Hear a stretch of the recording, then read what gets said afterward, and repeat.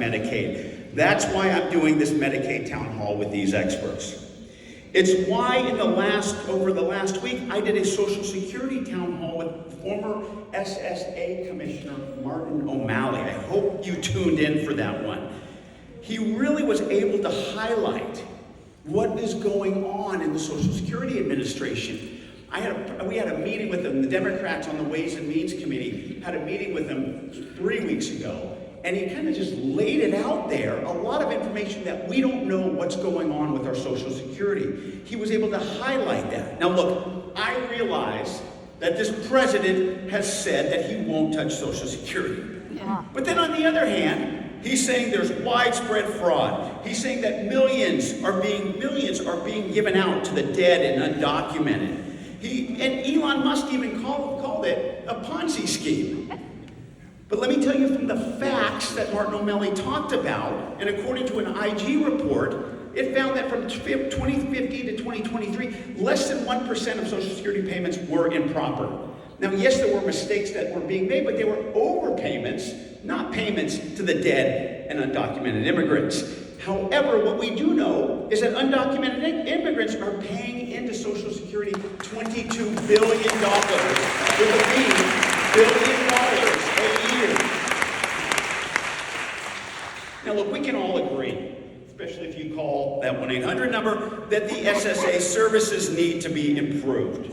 But if there's fraud, waste, and abuse, we need a plan to get rid of it. It needs to be surgical, it needs to be careful, it needs to be tactical, and it needs to be transparent.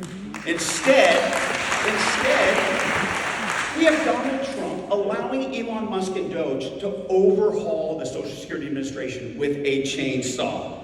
Now, the Wall Street Journal, of all papers, the Wall Street Journal even wrote this week that the SSA has already a 50-year low of staffing, yet it's serving an all-time high of recipients.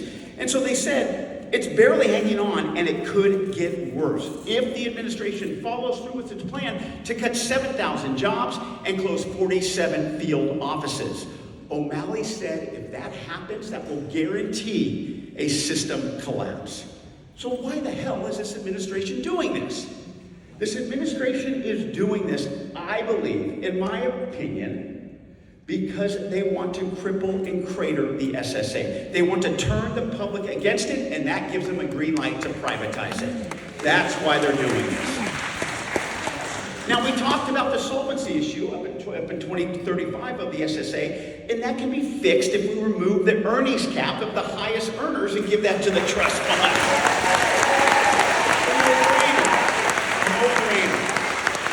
No brainer. But we're not doing that. We're not even talking about it. Instead, this administration, Elon Musk and Doge, are wrecking it to rob it, as O'Malley said. Wrecking it to rob it. But this is where we're at, ladies and gentlemen, with this administration, with Elon Musk, and it's why you are here today to get information. That's just part of my job and my service to the 19th Congressional District.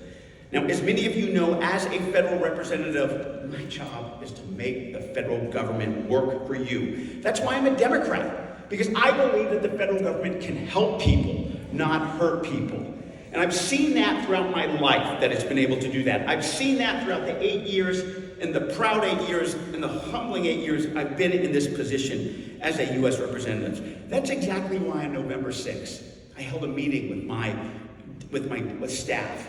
And I basically said, look, coming up here, because a lot of them did not serve in Trump 1.0. And I told them, look, you're going to have a lot coming at us over these next few years. A lot. It's going to be overwhelming. But please, please do not get distracted in our obligation to serve the constituents of the 19th Congressional District, because that is what you, the constituents, deserve. A representative who understands what it means and what it takes to get government to work for you and not get distracted. Now, at the same time, though, we can walk and chew gum, and that we will continue to fight back and make sure our system of checks and balances is strong. As proven, I can walk and chew gum at the same time. And I have to in this district, which as you heard is a very, very big district. And I'm going to tell you what it entails again, because many of you, I'm sorry to say, in my experience going throughout the 19th Congressional District, still don't know the boundaries of the 19th Congressional District. Raging Waters up in San Jose. You guys know where that is, Lake Cunningham. That's the northernmost part of our congressional district. It then swoops down through San Jose, South San Jose, up over the hill, all of Santa Cruz except Watsonville, which unfortunately got gerrymandered out. It then goes down the Monterey County coastline all the way to Cambria. You hit Cambria and then you take a hard turn east, with Atascadero being the most southern town, all the way out to the Kern County border with northern San Luis Obispo. It looks like a big L or a banana or a crescent moon, whatever you want to call it. It's a big district. It's a diverse district in so many ways. But it's a dynamic district, and it allows me to basically really employ the balance that I need to do as a U.S. representative. It is not a monolithic district whatsoever. And so I make sure I do that by governing in 3 pillars. Legislation, making sure that we continue from the federal angle to work on the top issues in Washington, D.C. for the 19th Congressional District. Affordable housing and Medicare reimbursements. Environment and immigration reform. Funding, that's the second leg. Making sure that there are funding for our infrastructure projects. And third, casework, making government work for you. If you have a problem with the federal government, please contact my office. If you have a problem with the Veterans Administration, with Social Security, with IRS, with getting a passport the day before a trip, which can be tough, but we've done it before thanks to my staff. We've done it before. Those types of issues, please know you can call my office, and please know we do everything we can to help you, because what I've seen is that's how we're able to affect people's lives. The fact that people come up to me today and tell me about the work that my office has done for them at a personal level to make federal government work for them, it shows you how impactful we can be. That is my job. That's my responsibility to serve my district. And what we've seen is that the constituents of the 19th Congressional District appreciate that. It's why that I got close to 70% of the vote in the last election. It's why, according to the ballotbook.com, that I was the #1 overperforming Democrat in California out of 43 races. The #1 overperforming Democrat. Because I believe that good governing is good politics. And as I've always said, I will work with anybody that helps me serve the 19th Congressional District. But I've always said I will also fight anybody that takes away and threatens our values in the 19th Congressional District. And when you have an administration in Elon Musk who are wrecking government, weakening government, and making it so you don't get the services that you pay for and that have earned, that is when I will fight anybody on any side of the aisle. Absolutely, government has waste, abuse, and fraud. We know that. And it needs to be found, it needs to be prosecuted, and it needs to be reformed. But you cannot allow Elon Musk to take a wood chipper to it, to wipe out workers, to wipe out the system, and allow access to our personal information to do that. The government and its systems will seize up, and you will not get the services that you deserve. You break down our institutions, that's when you break down our democracy. That's why we are sounding the alarm, and that's why we are fighting back. Now, making sure our system of checks and balances works is the most important way we can do this. And I admit, and I know you know this, it's not fast enough. Got it. I get it, okay? The Congress and the courts do not act as fast as the executive branch, and the president knew that. Why do you think he put forward 72 executive orders in the first month of his administration? Over 90 orders, executive orders total. They want to flood the zone, or as the president's Svengali, Stephen Bannon said, they want to have this muzzle velocity that put us on our heels. And I know you would know that. I know we know that. It did put us on our heels. Took us a while to basically get our footing and start moving forward. But these are the consequences of the last election, and he feels that he's in a position to govern the way he wants, but he cannot do that in a way that's unconstitutional. He should not do that in a way that's destructive, and that is why we're going to hold this administration accountable. Now, there are 5 ways we are fighting back, ladies and gentlemen. 5 pillars, as I call it. legislation, investigation, litigation, communication, and mobilization. Let me repeat that. Legislation, investigation, litigation, communication, and mobilization. Okay, now hopefully you grabbed a sheet on the way in that you got it right in front of you. I see it right there. That lists everything that we're doing in those categories. You see the number of areas of pieces of legislation that we've authored and introduced to fight back on this administration. You've seen the number of letters of inquiries that we've sent to this administration to demand transparency in what they're doing and their destructive efforts. The problem is, ladies and gentlemen, is that you have a president who's in charge of the administration, so we're not going to get our letters answered. You have a problem in that we are in the majority. Democrats are in the minority. It takes 218 votes out of 435 to pass legislation. Guess how many Democratic members there are? 215. We're in the minority. We don't have enough to pass this legislation, and Speaker Johnson will not put those pieces of legislation on the floor. So we're left with a Republican-controlled Congress that is showing absolute acquiescence to this administration and abdicating its role under Article 1, Section 8. Now, the good thing is that agencies and spending by Congress can only be abolished and stopped by Congress, and that is what is being reinforced by the courts. That's why our litigation pillar is so darn important right now. There have been 130 lawsuits that have been filed. And we may not win all, but man, you look at that list that I gave you, we are winning many of them, especially on the important issues with enjoinments and TROs and injunctions that have been filed. Now, I know what many of you are thinking right now, because I've heard it over and over. What happens when Trump ignores the court orders? What happens? Like he did last weekend with the Alien Enemies Act. The fourth time in U.S. history he has employed that act has been put into effect. Now, what the AEA says is that you can deport people if you're in a war and you've been invaded or there's a predatory incursion. His theory is that gang members need to be removed based on the AEA. The court stopped that removal. Yet, three planes still took off. Trump is very shrewd in picking its political targets. We know that. He wants to remove gang members and the legal process be damned. He wants to make safety the priority over the rights of violent thugs, and he wants to move them beyond the reach of the U.S. law and process. But we have a process in this country. Trust me, as someone who was a court officer for nearly 20 years, it's called due process. Yes. Judges want to uphold due process, and let me tell you, as someone who's married to a judge, judges do not like being ignored at all, okay? So this judge got ignored, and that's why he ordered them to show cause. It's why he then stopped basically the use of the AEA at this time. That drew a rebuke by President Trump calling for this judge's impeachment, if you can believe that. Now look, we've impeached judges before in our history, but they're for being drunk on the bench, they're for being criminals and for taking bribes, not for disagreeing with a judge. That is the appellate process. That's what you use, and that's why there was a rebuke by Chief Justice Roberts.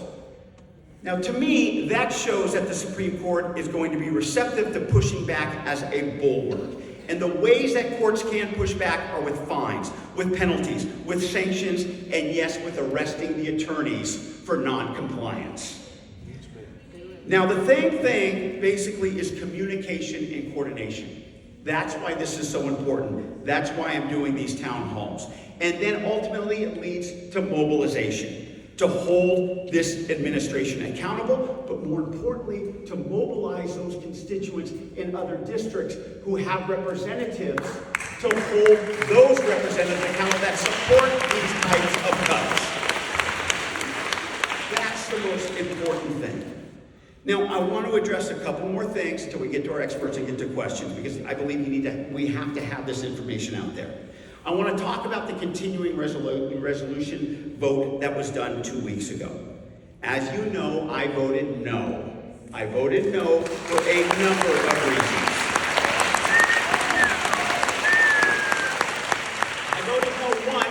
because Republicans stopped negotiating with Democrats 3 weeks ago. They basically said, got it from the table and stopped negotiating. That's not how you legislate. Number two, there were cuts in this bill to infrastructure projects, agriculture projects, food programs, NIH, and rent subsidies.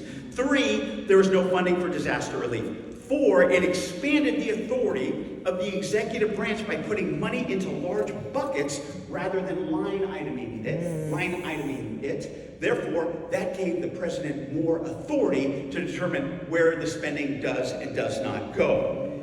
That's why I voted no. Unfortunately, the Republicans were able to come together and pass it in the House. And boy, did it put Chuck Schumer in a tough position. It put Democrats in a tough position because either you had to vote for that bill or let there be a government shutdown. The problem is, ladies and gentlemen, is that this wasn't going to be an ordinary government shutdown. I've been through a government shutdown. I've been through 2 back in 2018 and 2019. And let me tell you, I do not like government shutdowns. They're horrible because people and families get hurt with government shutdowns.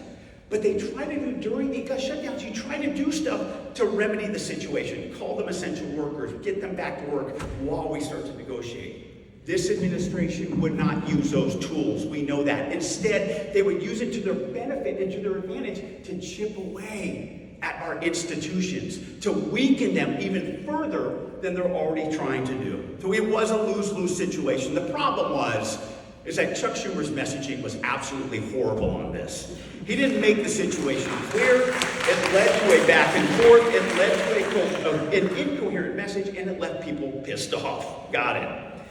And unfortunately, after the vote, it left the focus on the Democratic infighting.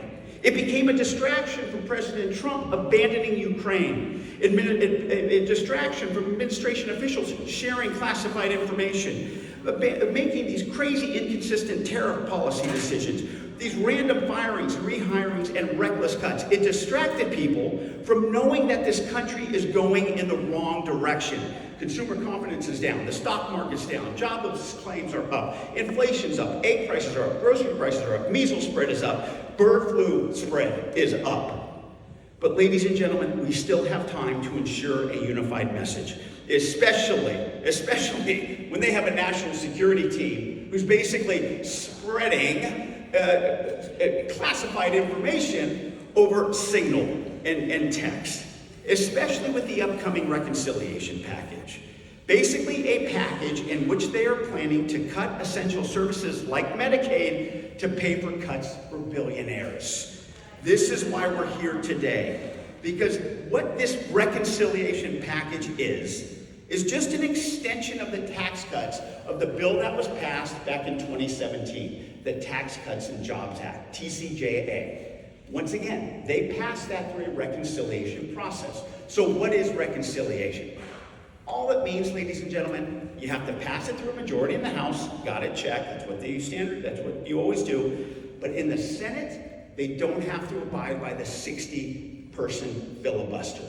All you need is 51 members of the Senate in the filibuster. So it can be a purely partisan process. The issue that you're going to see over these next few weeks is how you pay for these tax cuts for billionaires. There are ways in which they're going to do it. First and foremost, what I think it's going to come down to is debt and deficit. Basically having our sons, daughters, grandsons, and granddaughters pay for this bill. And you're going to hear this more and more. So I want to get this in you. It starts for you to start thinking about this.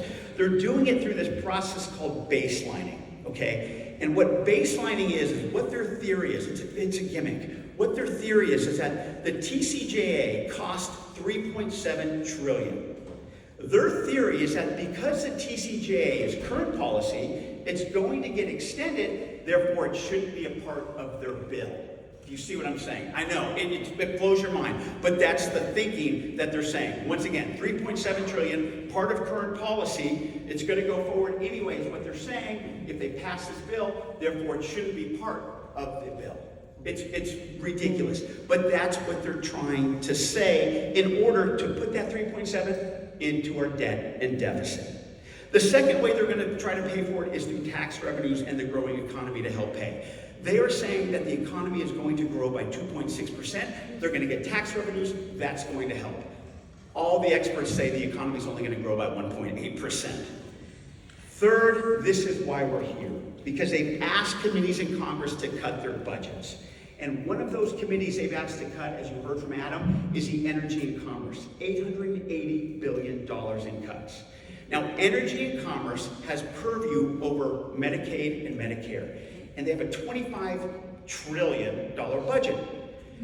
If you cut $880 billion, with a B, from that budget, and then 98% of that $25 trillion goes to Medicaid or Medicare, guess what you're gonna have to cut?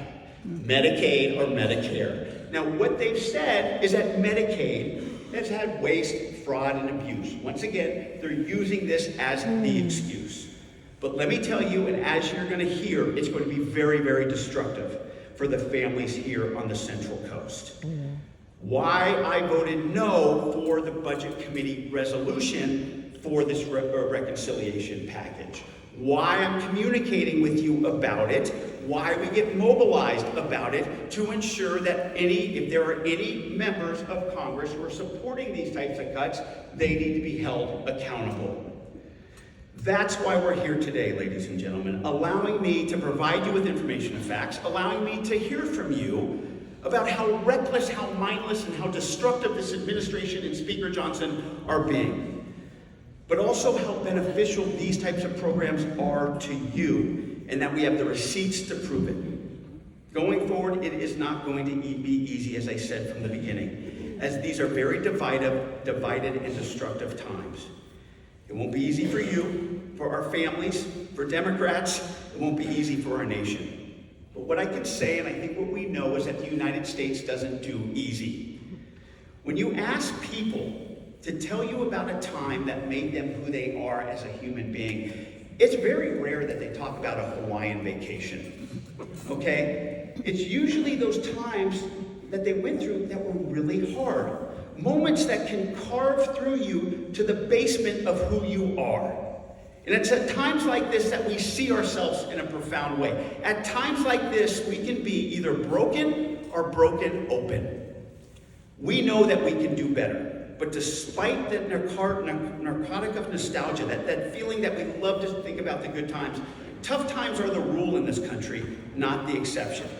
But it's what we do during those tough times that break us open. When you look back at our history, it is sobering. It is a sobering reminder that protest, divisive politics, and partisan rancor have been near constants in the United States.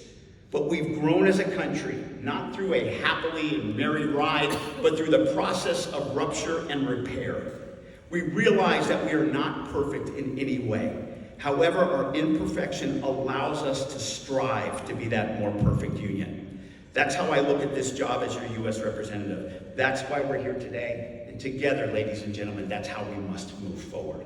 And some of the people that are going to help us today are our experts to talk about this issue of potential for cuts to Medicaid.